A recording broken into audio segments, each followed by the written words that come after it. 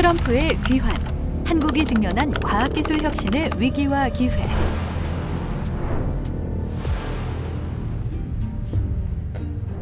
(2024년 11월 5일) 미국은 다시 트럼프를 선택했습니다.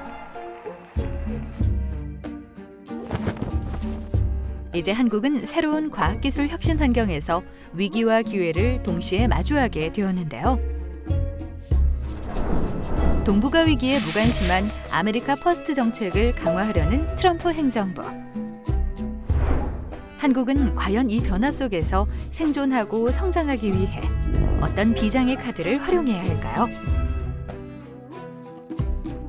미국의 R&D 예산은 미중 전략 경쟁 속에서 꾸준히 증가해 왔지만 만성적인 저축 부족으로 제조업의 역량, 인프라, 인적 자본 등에 대한 투자가 감소해 혁신의 핵심 원천을 쇠퇴시키는 결과를 가져왔는데요.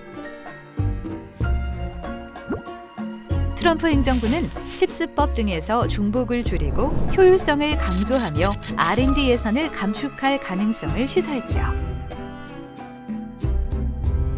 지난 500년간의 역사에서 신흥국이 기존 패권 국가와 충돌한 사례 중 75%가 전쟁으로 이어졌다고 하는데요. 이를 투키디데스의 함정이라고 하며 현재 미중 관계가 이 함정의 17번째 사례로 여겨지고 있죠. 미중 전략 경쟁이 계속되면서 동북아에서 군사적 충돌 위험이 커지고 있습니다. 특히 트럼프 행정부는 동북아시아를 포함한 외교 문제에 있어 고립주의적 접근을 선택할 가능성이 높습니다. 이로 인해 동북아 지역에서는 힘의 논리가 강화될 위험이 있다는 분석도 나오고 있죠. 트럼프는 이미 일기 때부터 무역확장법 232조를 통해 중국과의 전략 경쟁을 본격화했습니다. 이번에도 필수품 수입을 점진적으로 중단하고 높은 과세를 부과하는 등 보다 강경한 대중 정책을 펼칠 것으로 예상됩니다. 한국에게는 반사 이익을 가져다 줄 수 있는 양날의 검 같은 상황이 될 수 있겠죠.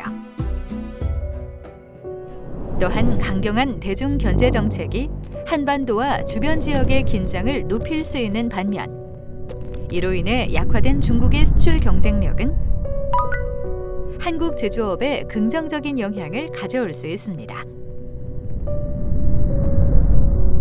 제조업 초강대국 실현을 위한 트럼프 행정부 2기 정책은 내연기관 자동차 산업을 포함한 AI, 우주 상업화 등 전반적인 산업 주도권을 확장할 것으로 보이는데요.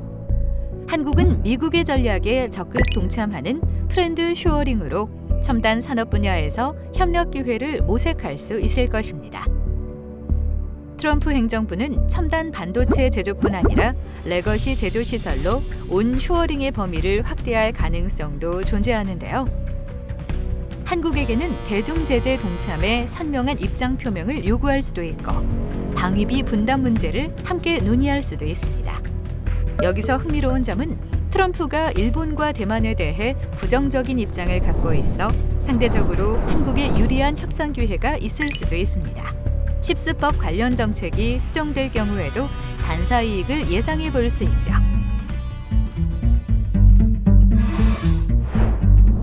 국경을 높이는 이민 정책, 인재 유입은 어떻게 될까요?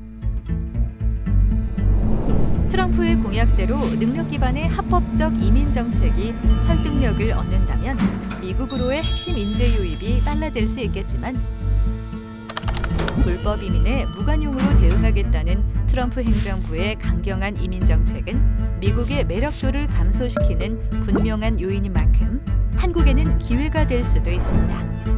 그러므로 우수 인재를 획득하기 위한 국가 차원의 인센티브 정책을 준비해야 할 필요가 있겠습니다.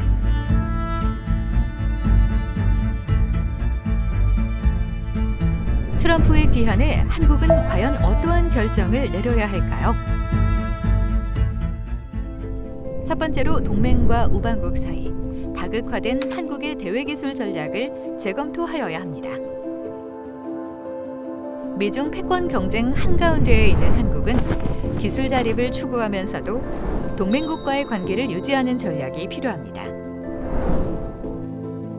특히 한국의 반도체 제조 기술은 글로벌 기술 경쟁에서 생존 기술로 기능해야 하며 결정적 순간에 동맹국의 보호를 받을 수 있도록 해야겠죠.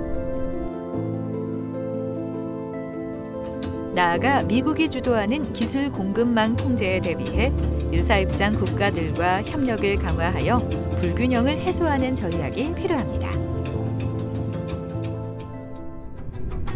두 번째로 아메리카 퍼스트 시대의 한국 제조업 경쟁력 유지를 위한 보호 조치가 필요합니다.